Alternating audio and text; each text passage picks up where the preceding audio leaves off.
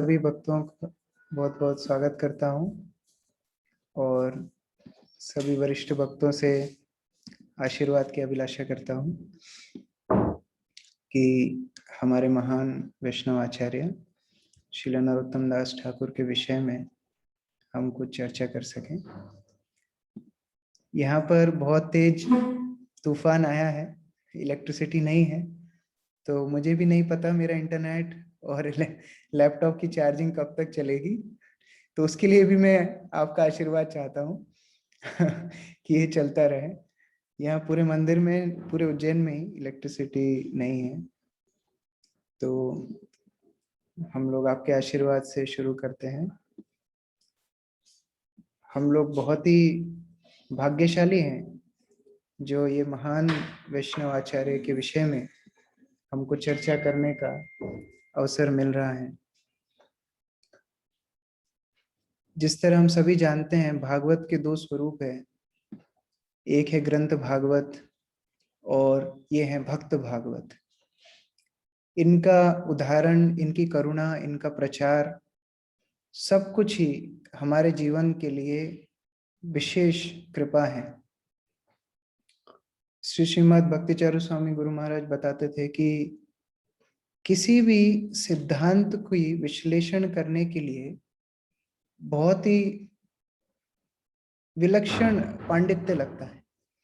जैसे मान लीजिए आपको साइंस के ऊपर लेक्चर देना है, कोई भी सिद्धांत है, इन सब में श्रेष्ठ राजविद्या राजगुह्यम है हमारी वैदिक संस्कृति, वैदिक ज्ञान। उस वैदिक ज्ञान का वेदेश्च सर्वेर अहम एव वेद्यो वेदांत कृत विद एव चाह, उसका भी उद्देश्य है हमारा वैष्णव सिद्धांत, जो कृष्ण के बारे में हमें शिक्षा देता है। कितना उच्च शिक्षा है, उसको समझाने के लिए कितना कठिन, मतलब कितना कठिन कार्य है, कितना विशेष पांडित्य, साक्षात्कार होना चाहिए। और उस सिद्धांत को सरलता से समझाने के लिए और भी कठिनाई है, क्योंकि कठिन सब्जेक्ट को सरल बना के समझाना, इसके लिए बहुत विशेष साक्षात्कार लगता है। और सरलता के साथ उसी सिद्धांत को हमारी भाषा में और कविता के रूप में बताना, ये और भी कठिन है। तो गुरु महाराज बोलते हैं, नरोत्तम दास ठाकुर और भक्ति विनोद ठाकुर आचार्यों का विशेष योगदान है, सबसे कठिन सिद्धांतों को भी उन्होंने सरल भाषा में वैष्णव गान के रूप में हमें दे दिया, जो कि कोई भी बच्चा भी गाते गाते वैष्णव सिद्धांत सीख सकता है। तो ये उनके विशेष पांडित्य का अभूतपूर्व उदाहरण है। हम लोग कल चर्चा कर रहे थे कैसे नरोत्तम दास ठाकुर एक विशेष व्यक्तित्व हैं, जन्म से ही जो एक विशेष व्यक्ति, जिनके जन्म में निताई गौर खुद दर्शन देने के लिए आए। थोड़ा बड़े होने के बाद श्री चैतन्य महाप्रभु के द्वारा रखा हुआ प्रेम उनको पद्मावती नदी ने दिया, और कैसे वो बचपन से ही साधुओं के संग में कृष्ण भक्ति, चैतन्य महाप्रभु के विषय में, चैतन्य महाप्रभु के अनुयायियों के विषय में सीख करके उनके प्रति आकृष्ट हुए, कैसे घर से भाग करके वृंदावन पहुंचे, कैसे वृंदावन में उनको प्रेम मिला, और अभी वो कैसे राधा कृष्ण का दर्शन करने के बाद राधा रानी के निर्देश से चंपकलता सखी के नेतृत्व में कृष्ण की सेवा कर रहे हैं, और कितनी सुंदर गुरु की सेवा कर रहे हैं, जीव गोस्वामी के गुरुकुल में पढ़ाई कर रहे हैं। तो इतना सौभाग्य नरोत्तम दास ठाकुर खूब सुंदर अपना समय वृंदावन में काट रहे हैं। एक दिन उनको जीव गोस्वामी बुलाते हैं, तीनों को बुलाते हैं वास्तव में, श्रीनिवास आचार्य, नरोत्तम दास ठाकुर और श्यामानंद प्रभु, तीनों को बुलाते हैं और बोलते हैं कि आज मैं आपको एक जिम्मेदारी दे रहा हूं। हमारी गौड़ीय परंपरा में कार्तिक फेस्टिवल का बहुत महत्व है। ये कार्तिक पर्व हम लोग मनाते हैं, लेकिन इससे पहले कभी भी सारे वैष्णव एक साथ आकर के इस दामोदर महीने का हमने व्रत साथ में नहीं किया। तो आप जाइए, सबको बुलाइए और पूरी प्रिपरेशन कीजिए इस फेस्टिवल की। ये महोत्सव होगा, सब भक्त लोग आएंगे, दामोदर महीना हम साथ में बनाएंगे। तो जीव गोस्वामी राधा दामोदर मंदिर के प्रांगण में रहते थे और वो एक हॉटस्पॉट एरिया बना।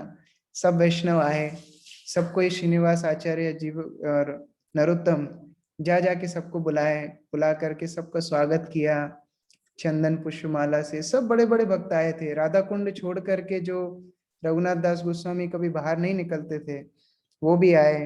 कृष्णदास कविराज गोस्वामी जो बहुत वृद्ध हो गए थे वो भी आए। जगदानंद पंडित जो महाप्रभु के बहुत अंतरंग पार्षद हैं, गोपाल भट्ट गोस्वामी, लोकनाथ गोस्वामी, भूगर्भ गोस्वामी, इस तरह राधा कुंड से, गोवर्धन से, मथुरा से, सब जगह से भक्त आए। और एकादशी का दिन था, उन सब ने बहुत बढ़िया फीस्ट की। फीस्ट में 2 आइटम बनाए थे, एक था हरिनाम और एक था कृष्ण कथा। ये दोनों आइटम के ऊपर सबने फीस्ट की।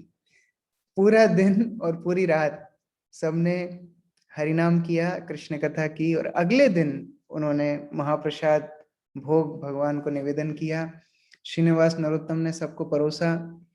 और जब प्रसाद चल रहा था, सब लोग बैठे थे, तब जीव गोस्वामी खड़े होकर के एक अनाउंसमेंट करते हैं। सब लोग एकदम पूरे अटेंशन से, क्या अनाउंसमेंट होने वाला है? आज का प्रसाद स्पॉन्सर किया है? नहीं, ये अनाउंसमेंट नहीं थी, और कुछ अनाउंसमेंट थी। अनाउंसमेंट थी, जीव गोस्वामी बोलते हैं, हमारा जीवन, हमारे प्राण है श्री चैतन्य महाप्रभु। हम लोगों ने अगर सब कुछ छोड़ा है, आज हम यहाँ रह रहे हैं, केवल एक ही उद्देश्य है हमारा, श्री चैतन्य महाप्रभु की सेवा। श्री चैतन्य महाप्रभु ने अपने प्रमुख शिष्य रूप और सनातन को उपदेश दिया था ग्रंथ लिखने के लिए। उसी धारा में रघुनाथ दास गोस्वामी, कृष्णदास कविराज गोस्वामी, इन सब ने इतने सारे ग्रंथ लिखे। 100 से अधिक ग्रंथ गौड़ीय वैष्णवों ने लिखे हैं, जो कि आज पूरे विश्व को कृष्ण भक्ति देने में सक्षम है। श्री चैतन्य महाप्रभु चाहते थे कि उनका आंदोलन हम आगे बढ़ाएं, और ये श्री चैतन्य महाप्रभु के सर्वाधिक जो अनुयायी हैं वो हैं बंगाल में, गौड़ देश में। हम लोग हैं वृंदावन में, यहाँ पर बहुत कम लोग हैं। अगर व्हाट्सएप ग्रुप होता तो शायद उसमें शेयर कर देते, लेकिन अभी तो ऐसी स्थिति नहीं है। तो किसी को इन सारे ग्रंथों को लेकर के बंगाल जाना पड़ेगा, वहां पर इन ग्रंथों को दोबारा से लिखा जाए, उनकी कॉपी की जाए, उनको बांटा जाए, उनके ऊपर शिक्षाएं दी जाए, तब श्री चैतन्य महाप्रभु का आंदोलन आगे बढ़ेगा। तो उन्होंने पूछा कि क्या ये होना चाहिए? तो सभी भक्त जय जयकार करने लगे, हाँ बिल्कुल, श्री चैतन्य महाप्रभु का आंदोलन आगे बढ़ना चाहिए, और ये पुस्तकों को बंगाल, गौड़ देश पहुंचना चाहिए। तो अब प्रश्न था, कौन लेकर के जाएगा? तो जीव गोस्वामी बड़े उत्साह से खुद से बोलते हैं कि 3 भक्त जाएंगे, श्यामानंद, नरोत्तम और श्रीनिवास। और मैं आप सबसे अनुरोध करता हूं कि आप आशीर्वाद दीजिए कि ये तीनों इस कार्य को सिद्ध कर पाए। अभी ये बोलने से पहले उन्होंने इन तीनों को पूछा नहीं था कि आप जाना चाहेंगे, ऐसा पूछा नहीं था, बस बोल दिया था। तो ये नरोत्तम दास ठाकुर के लिए, बाकी दोनों के लिए भी इतना बड़ा शौक था, इतना बड़ा मतलब झटका था। इसका मतलब है वृंदावन छोड़ के जाना पड़ेगा। जिस वृंदावन के लिए सब कुछ छोड़ा था, मीलों मील चल के आए थे, ये सब कुछ छोड़ करके अब जाना पड़ेगा। उन्होंने धीरे से अपने गुरु की तरफ देखा कि लोकनाथ गोस्वामी कैसा रिस्पॉन्स दे रहे हैं। सब लोग देख रहे थे लोकनाथ गोस्वामी क्या बोलने वाले हैं, क्योंकि लोकनाथ गोस्वामी नरोत्तम दास ठाकुर के गुरु थे। लोकनाथ गोस्वामी जो चल भी नहीं पाते थे, अपने स्थान से खड़े हुए और बहुत सुंदर बात बोलते हैं। लोकनाथ गोस्वामी बोलते हैं, शास्त्र बोलते हैं कि एक प्रमाणित गुरु मिलना बहुत कठिन है, ये शास्त्र बोलते हैं, लेकिन उतना ही कठिन है एक सच्चा शिष्य को प्राप्त करना। उतना ही कठिन है एक अच्छा शिष्य मिलना। मैं भाग्यशाली हूं, लोकनाथ गोस्वामी बोल रहे हैं, मैं भाग्यशाली हूं, मेरा एक शिष्य है, लेकिन वो सर्वोत्तम शिष्य है, वो नरोत्तम है। ये नरोत्तम के संग में मैं कृष्ण के प्रति ज्यादा प्रेम अनुभव करता हूं और मैं इनका संग छोड़ना नहीं चाहता। तो नरोत्तम बहुत खुश हो गया अंदर से, इसलिए नहीं कि उनकी प्रशंसा हो रही है, इसलिए कि शायद लोकनाथ गोस्वामी बोल रहे हैं कि नरोत्तम को यहीं रहने दो। लेकिन लोकनाथ गोस्वामी बोले, लेकिन मैं अपने स्वार्थ के लिए नरोत्तम को यहां नहीं रखूंगा। चैतन्य महाप्रभु हमारे प्राण स्वरूप हैं, चैतन्य महाप्रभु की सेवा के लिए अगर इनको जाना पड़ेगा तो मेरा पूरा आशीर्वाद है। नरोत्तम पूर्ण रूप से टूट गया, अब सब कुछ चेंज हो गया, उनके जीवन में सब कुछ बदलने वाला है। उनका विचार था, मेरे गुरु की सेवा कौन करेगा, मैं एकमात्र शिष्य हूं मेरे गुरु का, उनकी सेवा कौन करेगा, वो वृद्ध हैं। देखिए, एक शिष्य का कर्तव्य होता है, गुरु के शरीर का ध्यान रखना इस शिष्य का कर्तव्य होता है। तो ये चिंता नरोत्तम दास ठाकुर की गलत नहीं थी। वो सोच रहे थे मेरे गुरु बूढ़े हो गए हैं, वृद्ध हो गए हैं, वो अपने विग्रह की सेवा के लिए पुष्प कैसे लाएंगे, वो ठंड में उनको कौन आग जला के देगा, गर्मी में उनको पंखा कौन करेगा, मेरे गुरु तो कुछ खाते भी नहीं है, उनकी कौन देखभाल करेगा। लेकिन गुरु का आदेश जब मिला, नरोत्तम दास ठाकुर कुछ भी नहीं बोल सके, सिर झुका करके वहां पर खड़े। अब सब लोग देख रहे थे गोपाल भट्ट गोस्वामी की तरफ, क्योंकि गोपाल भट्ट गोस्वामी किसके गुरु हैं, श्रीनिवास आचार्य के। श्रीनिवास आचार्य के लिए क्या इंस्ट्रक्शन है, गोपाल भट्ट गोस्वामी भी दोनों हाथ उठा करके बोलते हैं, जाओ चैतन्य महाप्रभु के आंदोलन में आप सेवा करो। सारे वैष्णव जय जयकार करने लगे कि अभी ये 3 वैष्णव आगे जाएंगे। नरोत्तम सोचने लगे कि ये मेरे लिए कितनी कितनी कठिन परिस्थिति आ गई है, मैंने कभी नहीं सोचा था मैं वृंदावन छोड़ करके जाऊंगा। मैं जीव गोस्वामी को कैसे छोड़ूं, मैं लोकनाथ गोस्वामी को कैसे छोड़ूं, मैं अन्य अन्य वैष्णव को कैसे छोड़ूं। मुझे पता भी नहीं है कि मैं दोबारा अपने गुरु का दर्शन कर पाऊंगा कि नहीं, वो इतने वृद्ध हैं। ऐसी परिस्थिति में वृंदावन छोड़कर कैसे जाऊं। उन्होंने विस्मय से, आश्चर्यचकित उनके मुख से उन्होंने देखा श्रीनिवास और श्यामानंद कैसे हैं। वो दोनों भी सरप्राइज थे कि अभी क्या करना है, जो वृंदावन हमारे प्राण स्वरूप उसको छोड़ के हम कैसे जाएंगे। उनकी जाने की बिल्कुल इच्छा नहीं थी, लेकिन उन्होंने ये भी सोचा कि हमें ये सेवा दी गई है, ये हमारा सौभाग्य है, कितनी विशेष सेवा है। गोस्वामियों ने जो काम किया उसको आगे बढ़ाने का कर्तव्य, उनका जो दायित्व है वो हमको दिया जा रहा है, कितनी बड़ी सेवा है।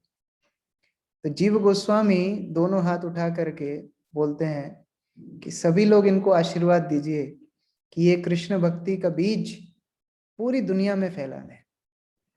ये एक नए युग की शुरुआत होने वाली है। अभी तक श्री चैतन्य महाप्रभु का आंदोलन हम कुछ भक्त पालन कर रहे थे, लेकिन एक नया युग शुरू होने वाला है। ये कार्तिक मास में हम लोग ये विशेष उपलब्धि प्राप्त कर रहे हैं कि एक नया युग शुरू होने वाला है, जहाँ चैतन्य महाप्रभु की शिक्षाएं जन जन तक पहुंचेंगी। अभी सब तैयारियां शुरू हो गई। जीव गोस्वामी ने एक व्यापारी को मथुरा में बोला कि आप एक सुंदर सी एक क्या बोलते हैं, बुलक कार्ट, बैलगाड़ी तैयार कीजिए। वो बैलगाड़ी में सारी किताबों को रख करके हम लोग इनके साथ भेजेंगे, और ये तीनों आखिरी बार वृंदावन का दर्शन करने जाते हैं। कि अभी तो जा रहे हैं, पता नहीं वापस कब आएंगे, तो आखिरी बार वृंदावन के सभी स्थानों पे ये लोग जाते हैं। कालिया देह पे जाते हैं, प्रणाम करते हैं, जहाँ से कृष्ण ने यमुना में छलांग लगाई थी। द्वादश आदित्य टीला पे जाते हैं, मदन मोहन का दर्शन करते हैं। उसके पास सनातन गोस्वामी की समाधि पे जाकर के प्रार्थना करते हैं कि सनातन गोस्वामी आप सबसे वरिष्ठ वैष्णव हैं, सभी गोस्वामी के प्रमुख हैं, आप आशीर्वाद दीजिए कि हम इस कार्य को सिद्ध कर पाए। इमली तला पे जाते हैं, जहाँ चैतन्य महाप्रभु बैठ के जप करते थे। सारे मंदिरों पे जाते हैं, रूप गोस्वामी की समाधि पे जाते हैं, वहां प्रार्थना करते हैं, श्री रूप मंजरी पद सेई मोर संपदा, सेई मोर भजन पूजन। कितना सुंदर भाव है, सेई मोर प्राण धन, सेई मोर आभरण, सेई मोर जीवन है जीवन। नरोत्तम दास ठाकुर के लिए रूप गोस्वामी सब कुछ थे। उनको प्रार्थना कर रहे हैं कि आज मैं आपको छोड़ करके जा रहा हूं, लेकिन आप आशीर्वाद कीजिए कि मैं आपकी सेवा कर पाऊं। गोविंद देव मंदिर जाते हैं, गोपीनाथ के दर्शन करते हैं, सब विग्रहों के दर्शन करते हैं, सब जगह प्रार्थना करते हैं कि जो सेवा हमको मिली है हम उसको सार्थक कर पाए। तीनों फूट फूट के रो रहे थे।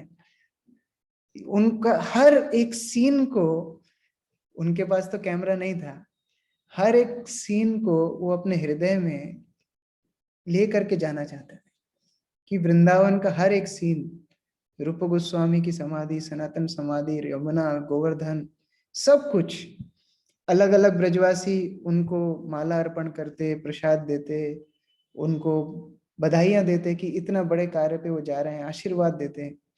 वो लोग वृंदावन गए, वो लोग गोवर्धन गए। गोवर्धन में जहाँ श्रीनिवास ठाकुर ने और नरोत्तम ने कृष्ण का दर्शन किया था, वो गुफा में गए, वहां प्रणाम किया। जहाँ राधा रानी का उनको दर्शन हुआ वहां प्रणाम किया। अलग अलग प्रार्थनाएं हर स्थान पे वो कर रहे हैं कि कैसे वास्तव में ये स्थान को छोड़ना उनके लिए कितना कठिन है। राधा कुंड पर गए, रघुनाथ दास गोस्वामी से मिले। रघुनाथ दास गोस्वामी ने उनको आशीर्वाद दिया, उनको बोला कि अभी श्री चैतन्य महाप्रभु का आंदोलन सुरक्षित हाथों में है, मैं आपको आशीर्वाद देता हूं, आप जाइए। ये आचार्यों की चिंता है, इसको आप दूर कीजिए। कैसे चैतन्य महाप्रभु का आंदोलन पूरे विश्व में फैलेगा। जब उन्होंने रघुनाथ दास गोस्वामी को प्रणाम किया और वो पलट के जाने लगे, रघुनाथ दास गोस्वामी पीछे से आवाज लगा के बोलते हैं, और मैं प्रार्थना करता हूँ राधा रानी से आपको पूरा आशीर्वाद दें, आप वृंदावन अपने साथ लेके जाइए। ये जिम्मेदारी के साथ तीनों तैयार हुए। लास्ट रात तीनों को नींद नहीं आ रही है, तीनों विचार करते हैं कि चलिए लोकनाथ गोस्वामी से मिलके आते हैं। तो नरोत्तम और श्रीनिवास दोनों लोकनाथ गोस्वामी के पास गए, उनके कुंज में गए। लोकनाथ गोस्वामी अपने राधा गोविंद, राधा विनोद विग्रहों के सामने बैठ करके और अपनी साधना कर रहे थे। तब नरोत्तम ने प्रणाम किया। वो कुछ बोल नहीं पा रहे हैं, गुरु को देख रहे हैं, उनको पता है अगले दिन जाना है, कुछ बोल नहीं पा रहे हैं, बस रोना शुरू करते हैं। ये विरह का भाव बहुत ही ज्यादा असहनीय उनके लिए था। लोकनाथ गोस्वामी उठते हैं, नरोत्तम को अपने गले से लगा लेते हैं और बोलते हैं, नरोत्तम, मैंने तुमको जो कुछ भी आज तक सिखाया है, मैंने जो कुछ भी आज तक तुमको सिखाया है, उसकी अभी परीक्षा है। अब तुम जाओ, विग्रहों का बड़े प्रेम से आराधना करना, सेवा करना, वैष्णवों की सेवा उसी प्रेम से करना जैसे तुमने मेरी सेवा की। कभी किसी को अपराध मत करना और चैतन्य महाप्रभु के संकीर्तन को सब जगह फैलाना। ये बोलते बोलते लोकनाथ गोस्वामी भी रोने लगे और बोलते हैं कि वृंदावन तुम्हारे हृदय में रहेगा, ये वृंदावन को अपने हृदय में लेकर के जाओ। जहां भी तुम हरिनाम करोगे तुम वृंदावन की सृष्टि करोगे, ये वृंदावन को अपने हृदय में लेकर के जाओ। नरोत्तम ऐसे जैसे थोड़ा साहस बांध करके लोकनाथ गोस्वामी को बोलते हैं कि क्या मैं कभी कभी बीच में वृंदावन आ सकता हूँ आपसे मिलने।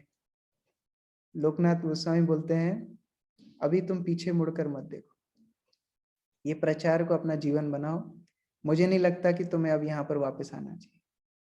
ये बात सुन के नरोत्तम बेहोश होके जमीन पे गिर गए।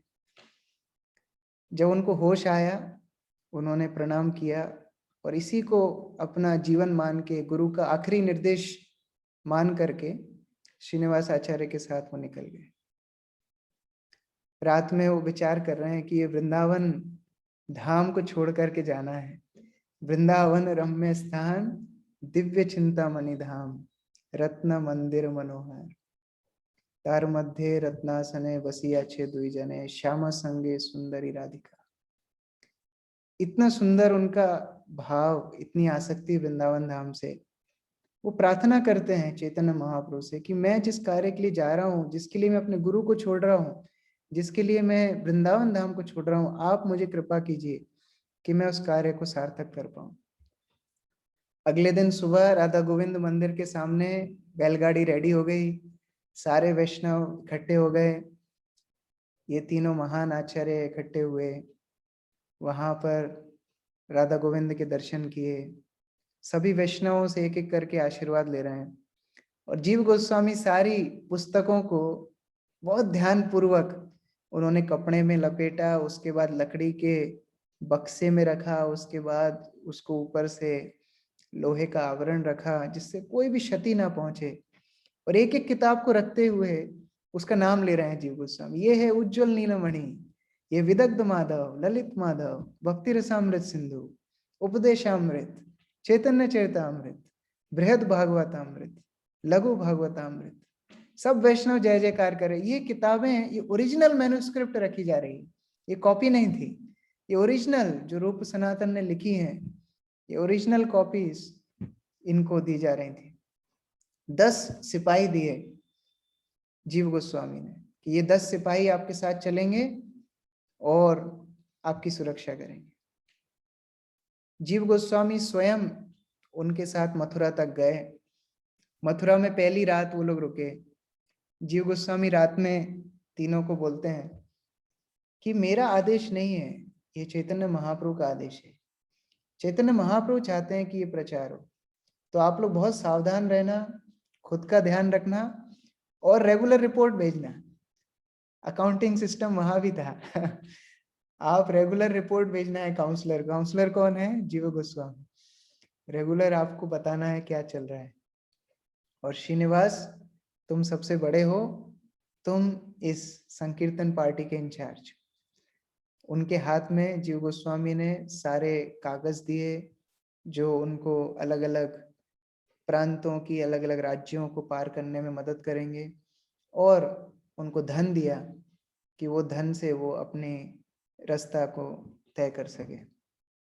जीव गोस्वामी ने तीनों को एक साथ गले लगाया, चारों साथ में रोए, और फिर वो सैनिकों के साथ उस गाड़ी को लेकर के, बैलगाड़ी को लेकर के आगे बढ़े। जंगलों से वो गुजरते हुए निकले, अलग अलग बीच में कठिनाई भी आई। नरोत्तम को बिल्कुल डर नहीं था। नरोत्तम जानते थे कि जीव गोस्वामी का आशीर्वाद, सभी वैष्णव का आशीर्वाद, भगवान श्री कृष्ण स्वयं उनकी सुरक्षा कर रहे हैं। उन्होंने वृंदावन से चलते हुए अलग अलग प्रांतों को पार करते हुए बंगाल तक का रास्ता तय किया। बंगाल की सीमा पर विष्णुपुर राज्य की सीमा पर आकर के वो रात में रुके। गोपालपुर उस जगह का नाम था। सब लोग ने आराम किया। अगले दिन नरोत्तम दास ठाकुर की नींद खुली। श्रीनिवास ठाकुर जोर जोर से चिल्ला रहे हैं। नरोत्तम डर के उठे। श्रीनिवास ठाकुर बोलते हैं, ग्रंथ की चोरी हो गई, किताबें खो गई, हमारे सारे बक्से चोरी हो गए। नरोत्तम सुनकर के मानो मूर्ति बन गए। श्रीनिवास बोलते हैं, नरोत्तम ढूंढो, खड़े होने का समय नहीं है। ये जैसे बुरा स्वप्न जैसा था। सारी गोस्वामियों की ओरिजिनल जो उनकी हस्तलिखित किताबें खो गई। वो सब लोग रो रहे थे, ढूंढ रहे थे, अलग अलग लोगों से पूछ रहे थे, किसी को उसके बारे में कुछ नहीं पता था।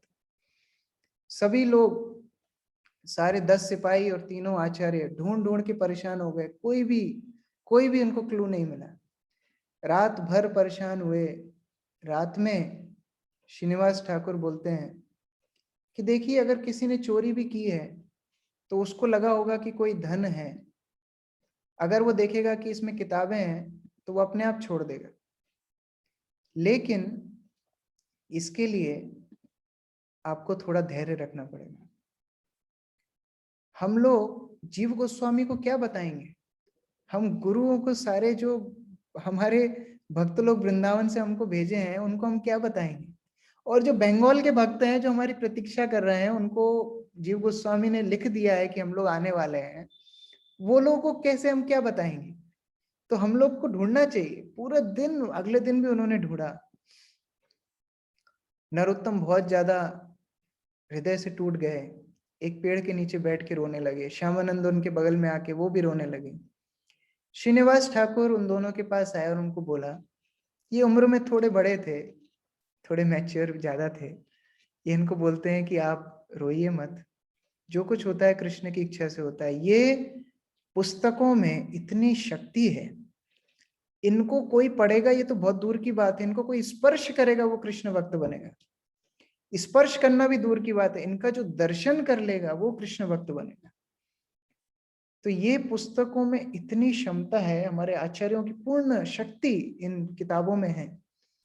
तो आप चिंता मत कीजिए, भगवान का कोई प्लान है, भगवान का कोई आयोजन है जिसको वो सिद्ध कर रहे हैं।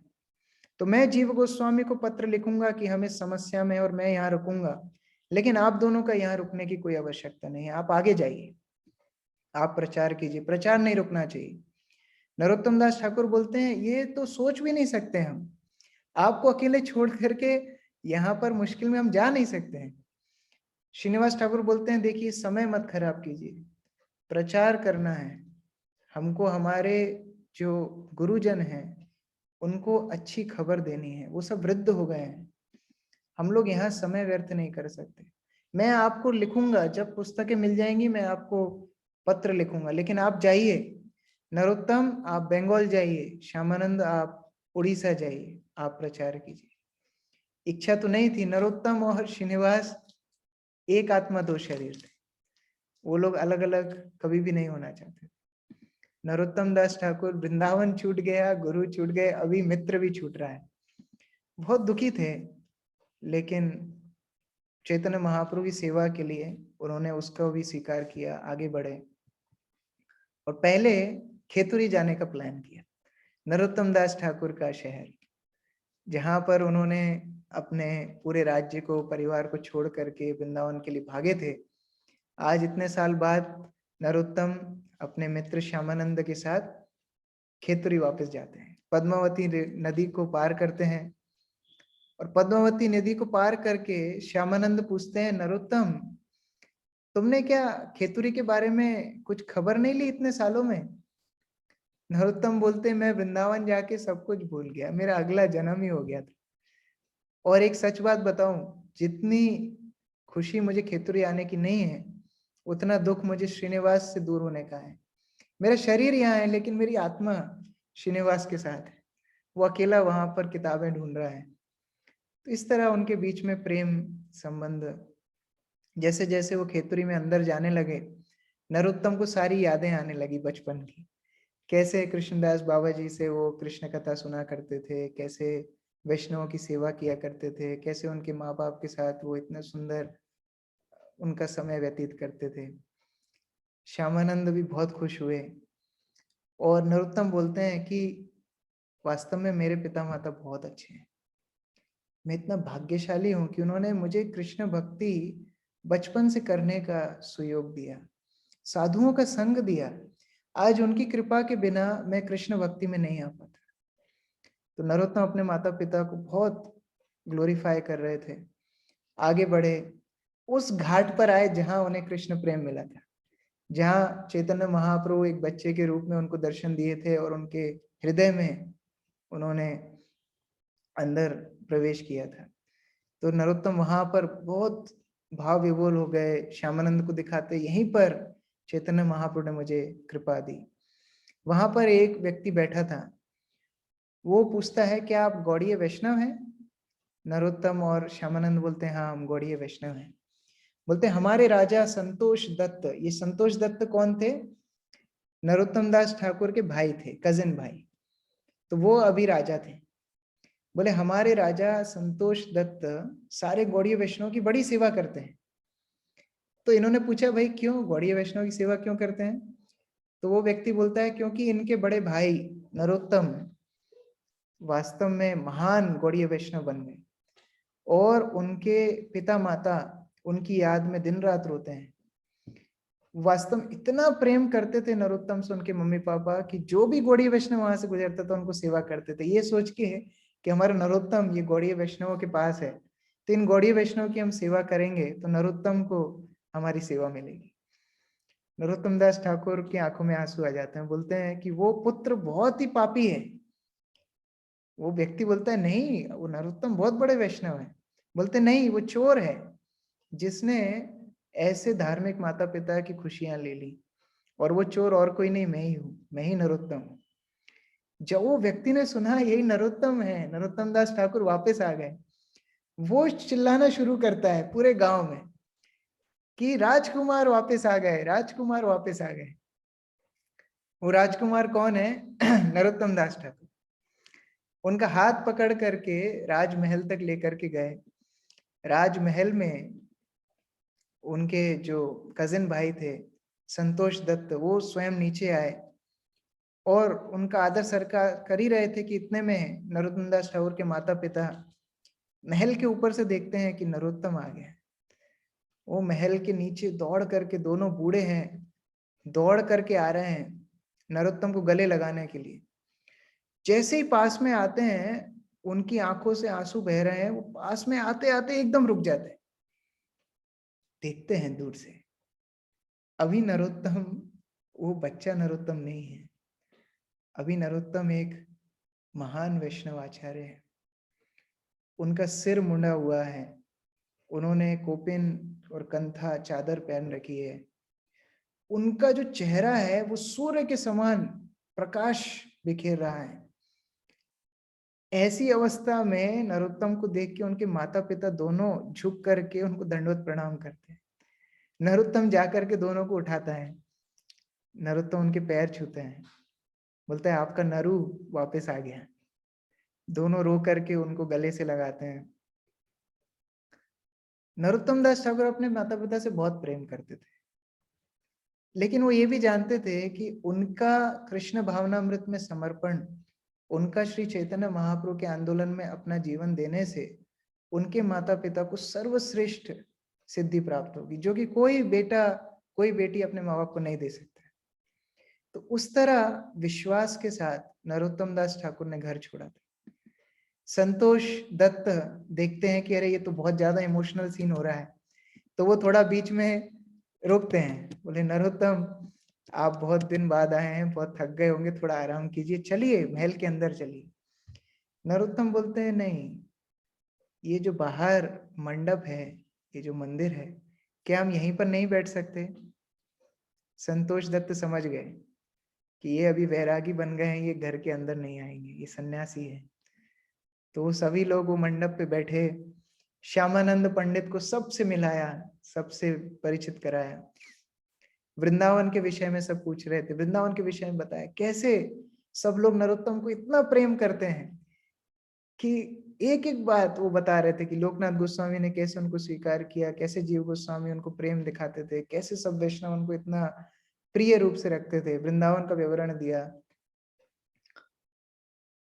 उसके बाद उनके माता पिता बोलते हैं कि जब तुम चले गए थे, हमने सोचा था हम तुम्हें कभी देख नहीं पाएंगे, लेकिन आज तुमने हमारा जीवन हमें वापस दे दिया, तो आगे तुम्हारा प्लान क्या है? ये माता पिता की एक चिंता होती है, वो घूम फिरा के क्या शादी शादी के बारे में इनडायरेक्टली बोल रहे हैं कि आगे तुम्हारा प्लान क्या है। संतोष दत्त देखते हैं अभी सही मौका है, वो भी बीच में बोल पड़ते हैं, बोलते हैं वास्तव में ये राज्य तो आपका है, मैं तो केवल संभाल रहा था, ये राज्य के असली राजकुमार तो आप ही हैं, तो ये राज्य आपका है। नरोत्तम बोलते हैं अगर किसी ने मुझसे शादी की या राज्य की बात की तो मैं खेतरी छोड़ के अभी चला जाऊंगा, ये दो बात मेरे से किसी ने की, मैं अभी चला जाऊंगा। तो फिर सब चुप हो गए, बोले ठीक है, अभी इनको बहुत दिन बाद आए हैं, इस बारे में कोई बात नहीं करना है। संतोष दत्त ने बहुत सुंदर एक महोत्सव का आयोजन किया नरोत्तम के वापस आने पे, और नरोत्तम दास ठाकुर ने पहली बार अपने गांव में प्रवचन दिया। वो सभी लोग नरोत्तम को जानते हैं, सभी लोग नरोत्तम को प्रेम करते हैं, बचपन से देख रहे हैं, लेकिन अभी नरोत्तम आचार्य रूप से बैठ करके प्रवचन देना शुरू करते हैं। मनुष्य जन्म पाइया राधा कृष्ण ना भजिया, जानिया सुनिया विष खाई, गोलोकेर प्रेम धन हरिनाम संकीर्तन, रति ना जन्मिलो के नुताए, संसार विषानले दिवा निशी हिया जले, जुराई ते ना कोई उपाय।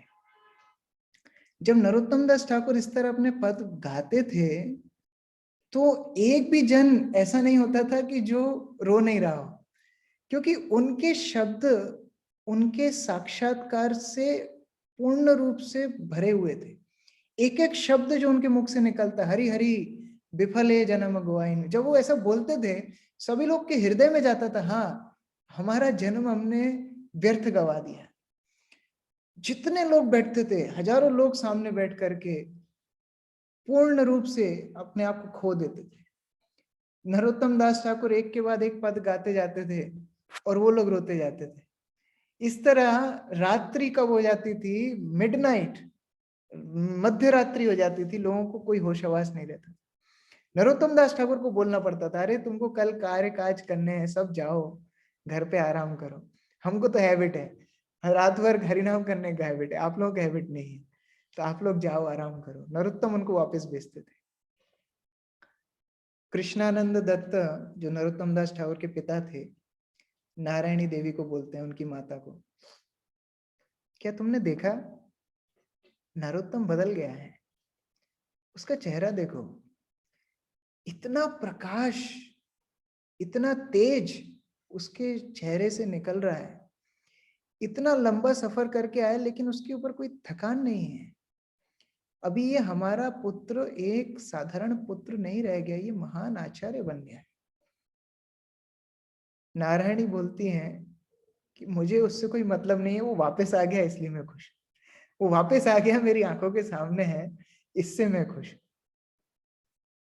कृष्णानंद बोलते हैं, आप हमारे पुत्र को बांधने का प्रयास मत करो।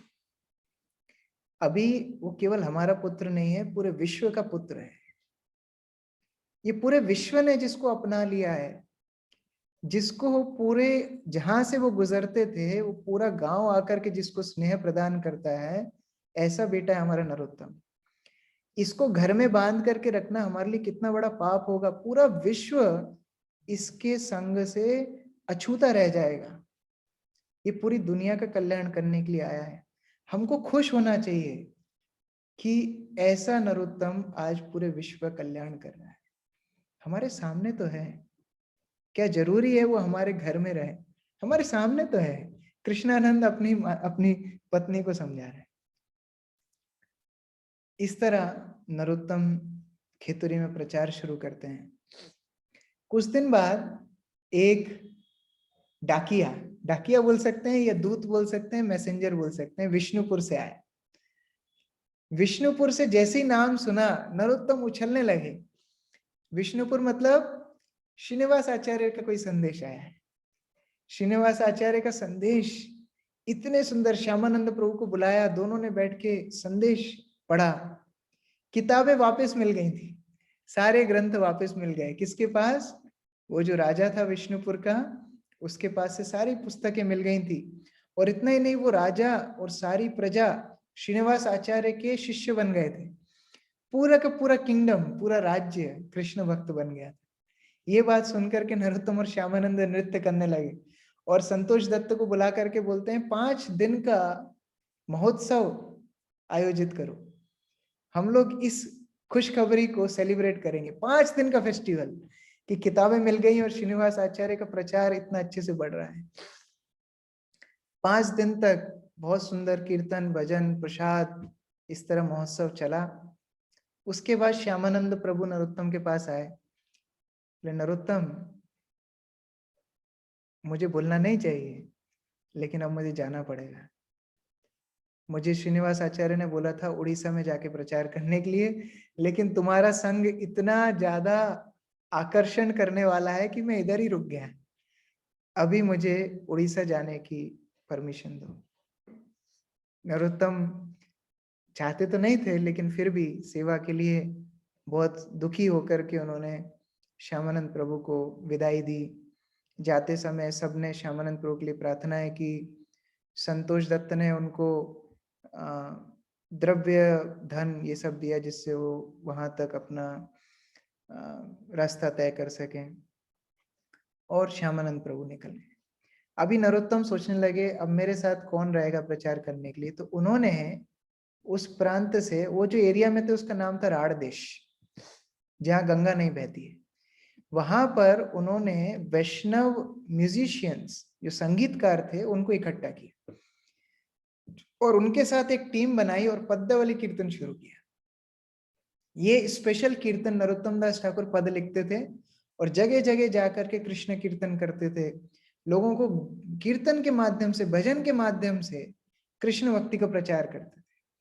नरोत्तम दास ठाकुर का हर एक भजन वेद वाक्य है, हर एक भजन। हम अगर नरोत्तम दास ठाकुर के सॉन्ग्स को देखेंगे तो हर एक लाइन का श्लोक मिल जाएगा। ये श्लोक को उन्होंने ऐसा लिखा है, एक भी चीज मन से कल्पना करके नहीं लिखी। इस तरह नरोत्तम दास ठाकुर प्रचार करने लगे, लोग दूर दूर से आकर के खेतुरी में बसने लगे। नरोत्तम दास ठाकुर का नया नाम मिल गया, ठाकुर महाशय। सब लोग उनको ठाकुर महाशय बुलाते थे। इतने शिष्य उनके बन गए, अनुयायी बन गए। संतोष दत्त राजा खुद उनका शिष्य बन गया।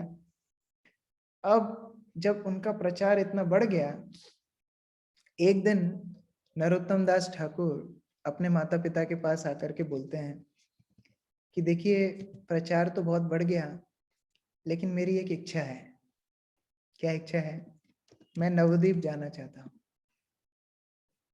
मैं नवद्वीप धाम के दर्शन करना चाहता हूँ, जहाँ श्री चैतन्य महाप्रभु ने अपनी लीलाएं की, उस धाम को देखना चाहता हूँ।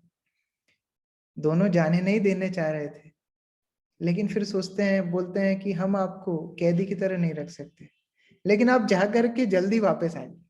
नरोत्तम बोलते हैं, हाँ मैं वापस आऊंगा। पिछली बार जैसे भागा था वैसे अभी नहीं भाग रहा हूँ, मैं केवल विजिट करने के लिए जा रहा हूँ। तो नरोत्तम दास ठाकुर कृष्णानंद दत्त बोलते हैं, आप कुछ सिपाही लेके जाइए। नरोत्तम बोलते हैं, किसके लिए?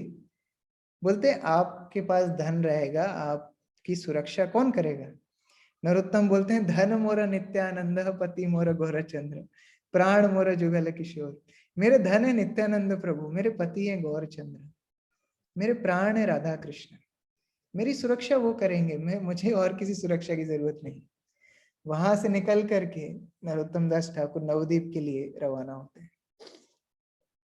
यहाँ श्रीनिवास आचार्य जीव गोस्वामी को पत्र लिखते हैं, कैसे श्यामानंद प्रभु की उड़ीसा में प्रचार तीव्रता से फैल रहा है, कैसे श्रीनिवास आचार्य ने पूरा बंगाल प्रांत में राजाओं को दीक्षा दी, प्रजाओं को दीक्षा दी, कैसे नरोत्तम दास ठाकुर ने प्रचार कार्य आगे बढ़ाया, कितने हजारों हजारों लोग उनके अनुयायी बन गए।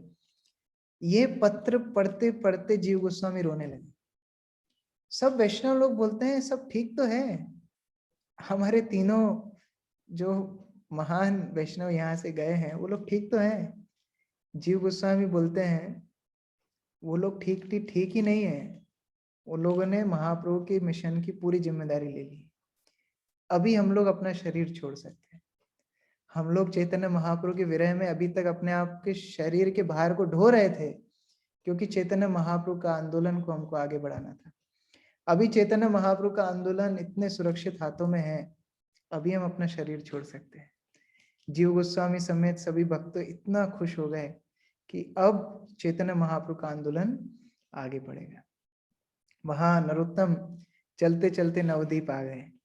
नवद्वीप धाम का स्पर्श करके उनके शरीर में अष्ट सात्विक विकार आ गए। ये चैतन्य महाप्रभु का जन्म स्थान है, ये चैतन्य महाप्रभु का नित्य स्थान है, लीला स्थान है। चैतन्य महाप्रभु को बारंबार प्रणाम करते हैं, तुम बिना के दयालु जगत संसारे, श्री कृष्ण चैतन्य प्रभु दया करो मोरे। इतना सुंदर नरोत्तम का भाव है कि चैतन्य महाप्रभु साक्षात वहां मानो विद्यमान हो।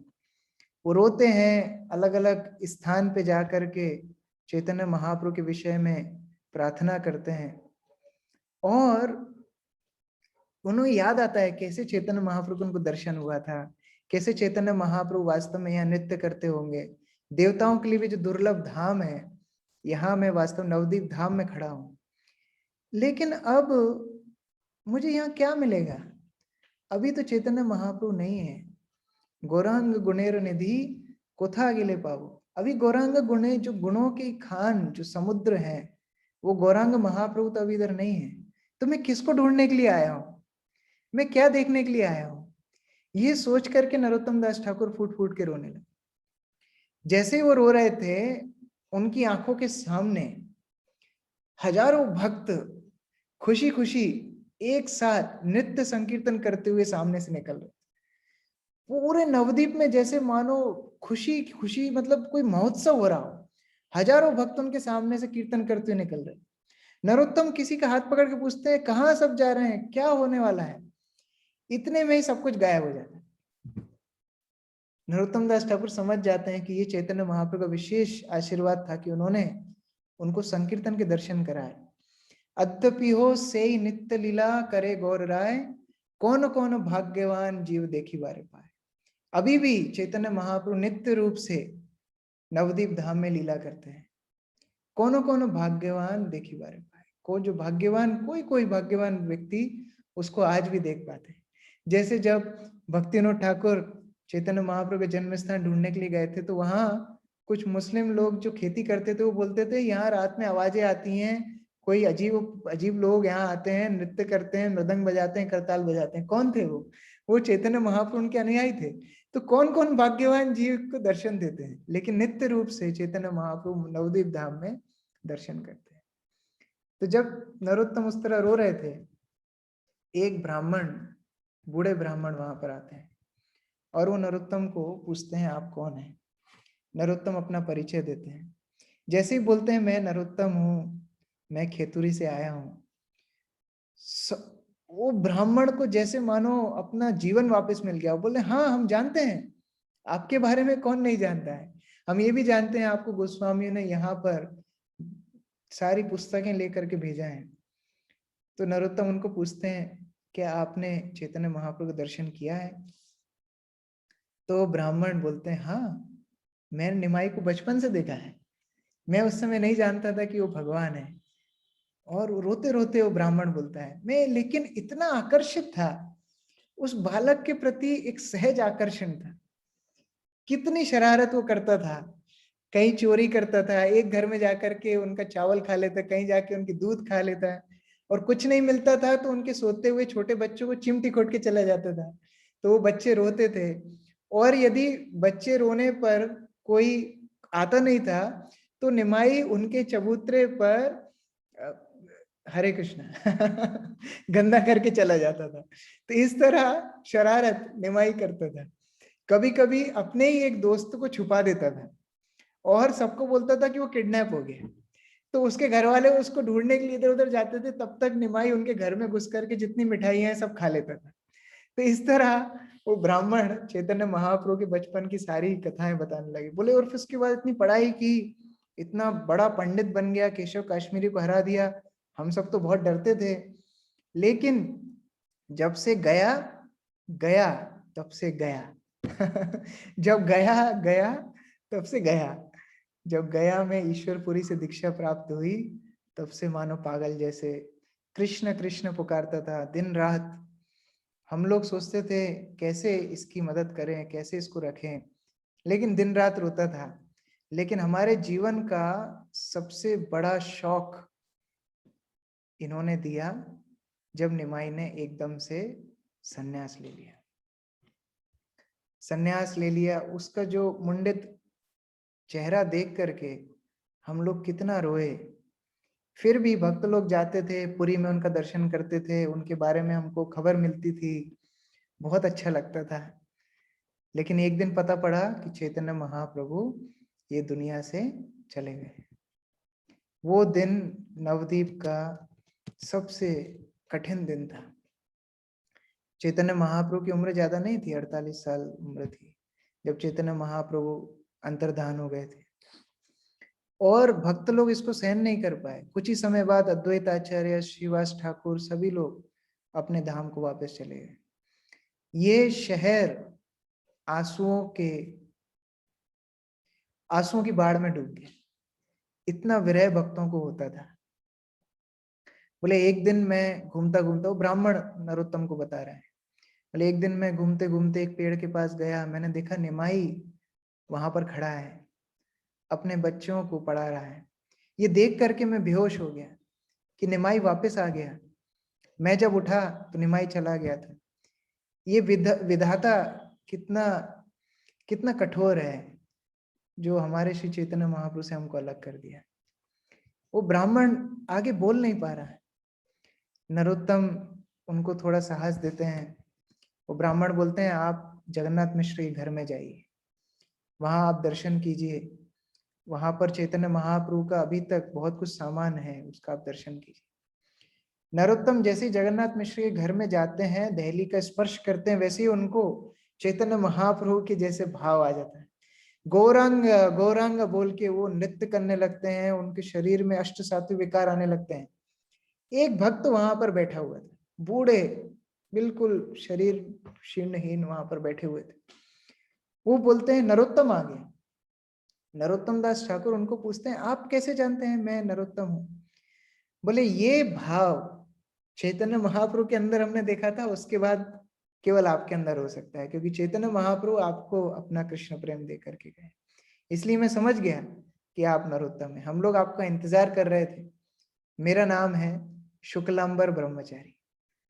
जब नरोत्तम दास ठाकुर उनका नाम सुनते हैं, उनको प्रणाम करते हैं, चैतन्य महाप्रभु के बहुत घनिष्ठ, बहुत अंतरंग पार्षद शुक्लांबर ब्रह्मचारी, चैतन्य चैतामृत में बहुत बार इनका वर्णन आता है। शुक्लांबर ब्रह्मचारी नरोत्तम का हाथ पकड़ के पूरा घर दिखाते हैं। ये देखिए, ये चैतन्य महाप्रभु की चादर है, ये चैतन्य महाप्रभु के खड़ाऊ हैं, ये उनकी पायल है जब वो छोटे थे, ये वो बिस्तर है जिसपे चैतन्य महाप्रभु आराम करते थे। इस तरह सब कुछ दिखाते हैं। उसी एक कमरे में, एक कॉर्नर में, एक बूढ़ा व्यक्ति जिसकी पूरी रीढ़ की हड्डी मुड़ गई है, झुका हुआ, चैतन्य महाप्रभु का नाम का जप कर रहा था। तो नरोत्तम ने पूछा शुक्लांबर ब्रह्मचारी, ये कौन है? शुक्लांबर ब्रह्मचारी बोलते हैं, ये ईशान है। ये ईशान चैतन्य महाप्रभु के सेवक थे। बचपन से चैतन्य महाप्रभु की सारी लीलाएं देखी है। ये ईशान को लेके चैतन्य महाप्रभु खेलते थे। एक कुत्ता भी था चैतन्य महाप्रभु के पास, कुछ दिन तक था। तो ईशान और वो कुत्ते के साथ चैतन्य महाप्रभु बचपन में खेलते थे। और बाद में जब चैतन्य महाप्रभु ने संन्यास ले लिया, तो ये ईशान ने ही सची माता का देख रेख रखी। और सची माता के जाने के बाद चैतन्य महाप्रभु की जो नित्य संगिनी है विष्णु प्रिया, उनका भी ध्यान ये ईशान ने रखा। ये ईशान देखते हैं कौन आया है। शुक्लांबर बोलते हैं नरोत्तम। ईशान इतना खुश हो गए। ईशान बोलते हैं, मैं केवल इसी आशा में अभी तक जीवित था कि मैं नरोत्तम को देख पाऊंगा। केवल इसी आशा में जीवित था, नहीं तो मैं बहुत पहले चला जाता। आज चैतन्य महाप्रभु ने मेरी सारी इच्छा पूरी कर दी। तुम्हारे दर्शन से मुझे शांति मिल रही है। ये ईशान बताते हैं कि कितना विरह भक्तों को होता था। ये विष्णु प्रिया एक माला जप करने के बाद एक चावल का दाना साइड में रखती थी, फिर एक राउंड जप करती थी, फिर एक चावल का दाना साइड में रखती थी। ऐसे करके दिन भर में जितना जप करती थी, उतने चावल के दाने इकट्ठे करती थी। आप सोचिए 100 राउंड भी करेंगे तो 100 चावल के दाने कितने होते हैं? केवल उतना ही चावल पका करके भगवान को भोग लगा करके खाती थी। तो उस तरह ईशान जब बता रहे थे, नरोत्तम को लगा मानो उद्धव वृंदावन में आया हो। नरोत्तम दास ठाकुर सोचते थे, मैं चैतन्य महाप्रभु को इतना मिस करता हूँ, इतना विरह मुझे होता है, लेकिन यहाँ नवद्वीप के भक्तों की हालत देखिए। सब भक्तों से मिले, दामोदर पंडित से मिले जिनको चैतन्य महाप्रभु ने पुरी से भेजा था। श्रीपति श्रीनिधि से मिले जो श्रीवास ठाकुर के भाई थे। उन्होंने उनको बताया कि कैसे रात में चैतन्य महाप्रभु सभी अपने अनुयायियों के साथ संकीर्तन करते थे। तो ये सब सुन के नरोत्तम बहुत ज्यादा चैतन्य महाप्रभु के स्मरण में चले गए। शुक्लांबर बोलते हैं, वास्तव में आप हमको चैतन्य महाप्रभु की याद दिलाते हैं। चैतन्य महाप्रभु और आप एक जैसे दिखते हैं, एक जैसे आपका भाव है। केवल एक अंतर है, चैतन्य महाप्रभु कृष्ण के लिए रोते थे, आप चैतन्य महाप्रभु के लिए रोते हैं। तो आपको देख करके हमको चैतन्य महाप्रभु का स्मरण होता है। कृपया यहाँ पर कुछ दिन रह जाइए। हम लोगों के जीवन को आप थोड़ा आनंद दीजिए। आपके रहने से हमको चैतन्य महाप्रभु का स्मरण होता है। तो नरोत्तम वहां पर रुके, बहुत दिन रुके।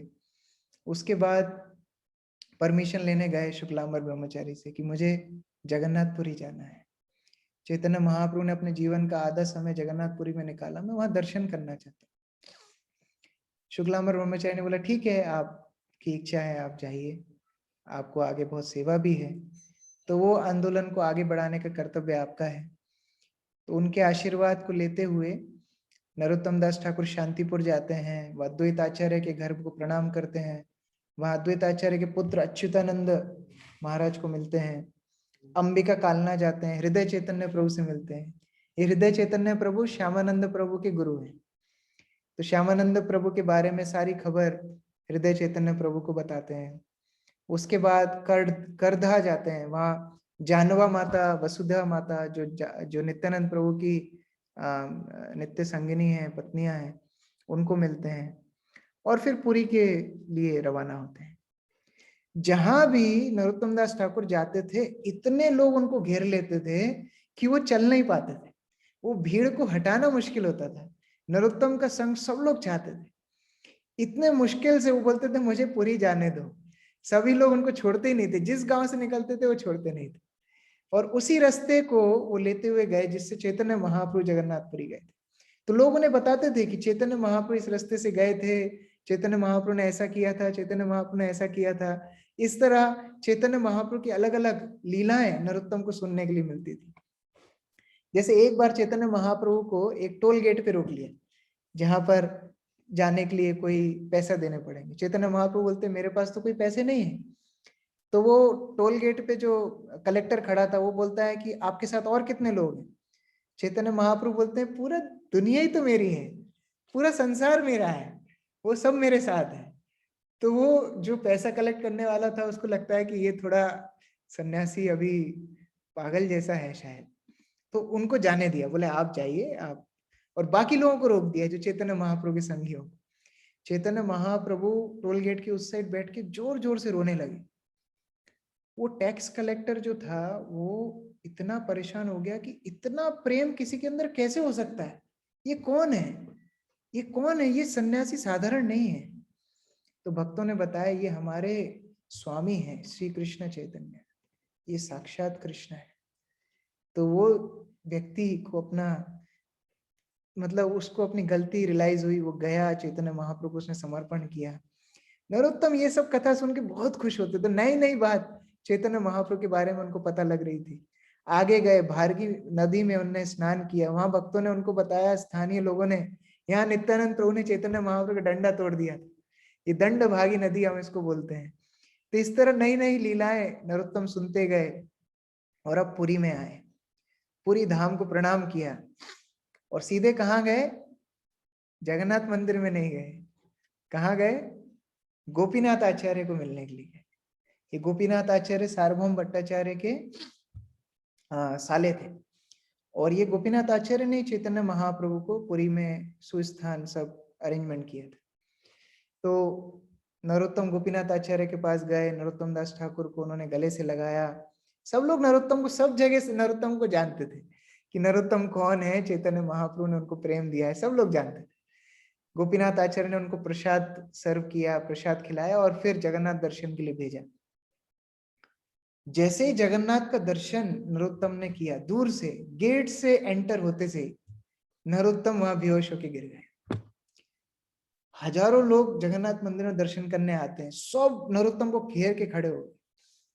कुछ पुजारी लोग आए, उनको लग रहा था कि चैतन्य महाप्रभु क्या वापस आ गए। नरोत्तम ने अपने आंखें खोली, सब भक्तों को देखा, सब लोग उनको देख रहे थे। नरोत्तम रोने लगे, गरुड़ स्तंभ के पास गए। गरुड़ स्तंभ के पास जाकर के उन्हें चैतन्य महाप्रभु का स्मरण हुआ कि यहीं पर चैतन्य महाप्रभु खड़े रह करके जगन्नाथ का दर्शन करते थे। चैतन्य महाप्रभु के पद चिन्हों का दर्शन किया, चैतन्य महाप्रभु की उंगलियों के जो निशान है वहां पर उनका दर्शन किया। वो उंगलियों के निशान पर नरोत्तम अपना सिर रख के रो रहे हैं, मानो उसका अभिषेक कर रहे हो। इस तरह सिचुएशन देख करके सब भक्त विस्मित हो गए, ये कोई महान भक्त है। ऐसा लग रहा है कि चैतन्य महाप्रभु की लीला का दोबारा से रिप्ले हो रहा है, दोबारा से डिस्प्ले हो रहा है। वो सब लोग चैतन्य महाप्रभु को बहुत बहुत विरह करते, बहुत मिस करते थे। वो मंदिर, वो सीढ़ियां, वो जगन्नाथपुरी के रास्ते, वो समुद्र, वो मंदिर, वो सारे पंडित, सब चैतन्य महाप्रभु को बहुत ज्यादा प्रेम करते थे, उनको बहुत ज्यादा विरह फील करते थे। तो जब उन्हें नरोत्तम को देखा तो मानो उनको चैतन्य महाप्रभु का स्मरण हो रहा था। अगले दिन नरोत्तम काशी मिश्र के घर में जाते हैं, गंभीरा का दर्शन करते हैं, जो चैतन्य महाप्रभु का निवास स्थान है। वहां की हर चीज बहुत ही ज्यादा महत्वपूर्ण है। वहां पर अभी भी वो बिस्तर था, बिस्तर माने कुछ पत्तियों से, खंडली पत्तियों से एक शैया बनाते थे जिसपे चैतन्य महाप्रभु आराम करते थे, वो तब भी था। चैतन्य महाप्रभु की सारी चीजें वैसी रखी थी जैसे चैतन्य महाप्रभु के स्थान में थी। वो दीवारों पे जो चैतन्य महाप्रभु अपना अपना चेहरा रगड़ते थे विरह में, वो निशान भी थे। ये देख के नरोत्तम पागल हो गए। चैतन्य महाप्रभु के विषय में हर चीज जानना चाहते थे, भक्तों से सुनने लगे, चैतन्य महाप्रभु की हर लीला को सुनना चाहते थे। टोटा गोपीनाथ मंदिर गए, गोपीनाथ का दर्शन किया। वहां के जो पुजारी थे उन्होंने नरोत्तम को स्वागत किया, माल्यार्पण किया, गदाधर पंडित के बारे में बताया, कैसे चैतन्य महाप्रभु नियमित रूप से आते थे, गदाधर पंडित उनको भागवत सुनाते थे। उस तरह सब जैसे मानो नरोत्तम एक आनंद के सागर में डूबे हुए हैं चैतन्य महाप्रभु के बारे में सुनने। रात में उनको एक स्वप्न आया। स्वप्न में वो रथ यात्रा का सीन देख रहे थे कि एक ग्रैंड रोड पे वो खड़े हैं, जगन्नाथ मंदिर के सामने रथ यात्रा होने वाली है। वो रथ यात्रा के सामने श्री चैतन्य महाप्रभु स्वयं नृत्य कर रहे हैं। ये सीन देख करके नरोत्तम रोने लगे। चैतन्य महाप्रभु नरोत्तम को पास में बुला करके गले से लगाते हैं और बोलते हैं, नरोत्तम बहुत तीर्थ यात्रा हो गई, खेतुरी वापस जाओ। खेतुरी वापस जाओ, तुम्हारा प्रचार कार्य अधूरा है, प्रचार कार्य करो। तुम अपने भजनों के माध्यम से मेरे आंदोलन का प्रचार करो।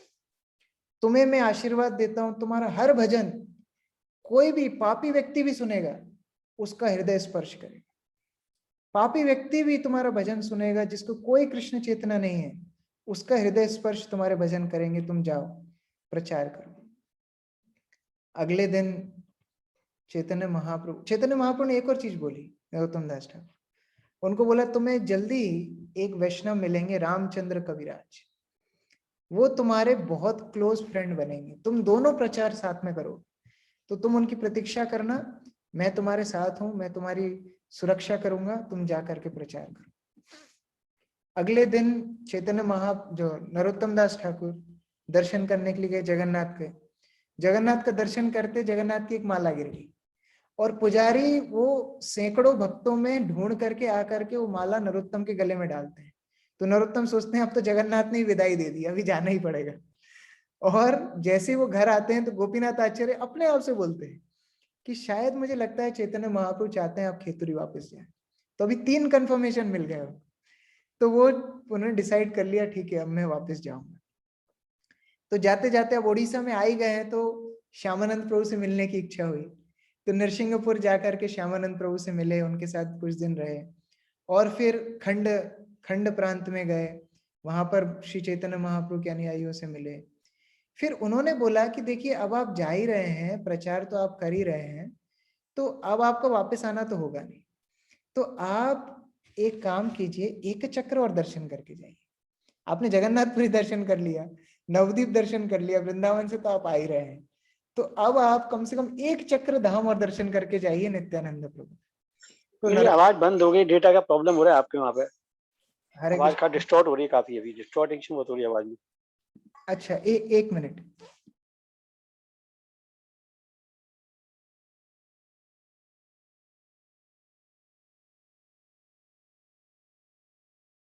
सभी भक्तों से निवेदन है, अभी प्रवचन के पश्चात कल के कवरेज के आधार पर एक क्विज रहेगी, तो आप लोग चाहें तो उसमें सुन के शामिल हो सकते हैं, भाग ले सकते हैं, लाभ ले सकते हैं उसका।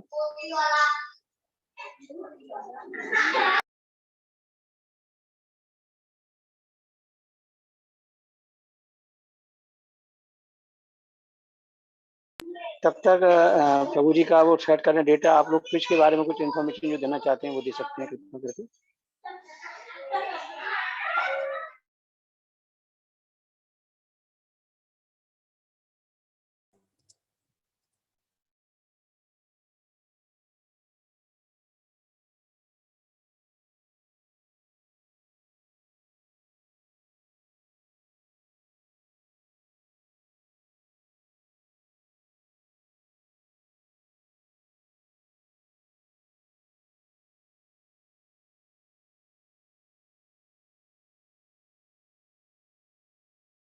इस क्विज को जीतेगा। और ये क्विज बहुत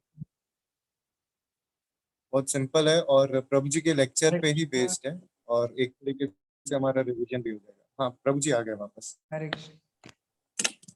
हरे एक्चुअली ये या अभी यहाँ लाइट और वाईफाई दोनों नहीं है, इसलिए शायद समस्या। अभी ठीक है? अभी बेटर है, अच्छा, अभी हरे। बेटर है। यस, तो हम लोग चर्चा कर रहे थे एक चक्र। तो एक चक्र, नरोत्तम दास ठाकुर एक चक्र धाम पहुंचते हैं, और एक चक्र धाम पहुंच करके उनको ये इच्छा होती है कि वो नित्यानंद प्रभु के सभी स्थानों पे दर्शन करें। लेकिन दिखाएगा कौन? उस टाइम तो कोई मंदिर नहीं था, कोई वैष्णव नहीं था। तो वो प्रार्थना करने लगे कि कौन मुझे दिखाएगा। तो इतने में उनको एक ब्राह्मण मिला। वो ब्राह्मण बोलता है, मैं तुम्हें एक चक्र धाम दिखाऊंगा। पूरा एक चक्र धाम उनको दिखाने लगा, सब जगह ले गया, दर्शन कराए। सब जगह दिखा करके नरोत्तम इतना ज्यादा भाव विभोर हो गए, नित्यानंद प्रभु के विषय में उनको ज्यादा जानने के लिए मौका मिला। और हर एक स्थान उन्होंने देखा जहाँ नित्यानंद प्रभु का जन्म हुआ, जहाँ नित्यानंद प्रभु रहते थे, जहाँ नित्यानंद प्रभु अपने बालकों के साथ, अपने नृत्यों के साथ लीला करते थे। वो भाव विभोर होकर नित्यानंद प्रभु पद लिखते हैं, पद गाते हैं। निताई पद कमल कुटी चंद्र सुशीतला, जे छाया है जगत जुराए। वो ब्राह्मण भी साथ में गाता है। और फिर एकदम से वो ब्राह्मण गायब हो जाता है। तो नित्यानंद प्रभु विस्मय हो जाते हैं, अरे मैंने कुछ गलत गा दिया, क्या कर दिया? ये ब्राह्मण कौन था? ये दिव्य पुरुष था, ये एकदम से गायब कैसे हो गया? ये कौन है? तो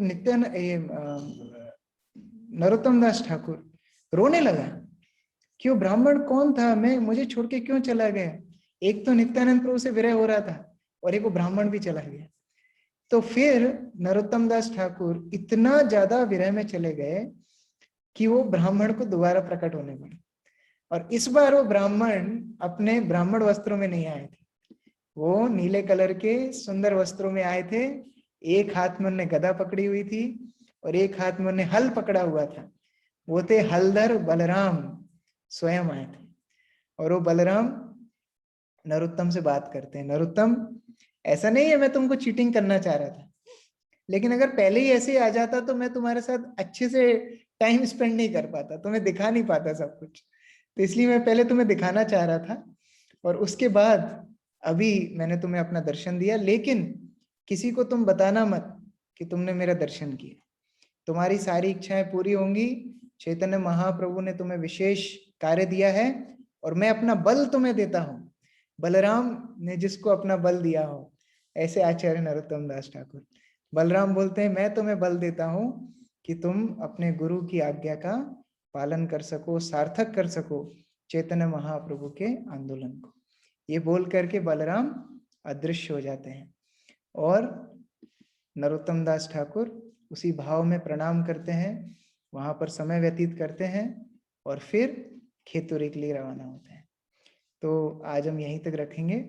कल हम चर्चा करेंगे कैसे नरोत्तम दास ठाकुर खेतुरी आकर के अपना आंदोलन आगे बढ़ाते हैं, और आगे क्या क्या होता है। हरे कृष्ण। श्री नरोत्तम दास ठाकुर की जय। कलि पावन अवतारी निताई गौर महाप्रभु की जय। निताई गौर प्रेमानंदे हरि हरे कृष्ण। रसप्रद, बहुत आनंदित। ठीक है, अभी पहले कुछ का अनाउंस करिए, इसके बाद किसी के कोई अगर कमेंट्स कॉम्प्लीमेंट्स अगर होंगे तो वो लोग चर्चा कर सकते हैं। अक्षर ब्रह्म प्रभु समय न निकालें। लास्ट। हरे कृष्ण प्रभु। अगर एक प्रभु जी के लिए हम लोग थैंक्स गिविंग कर देते हैं, तो देव प्रभु आप प्रभु जी के लिए बताइए।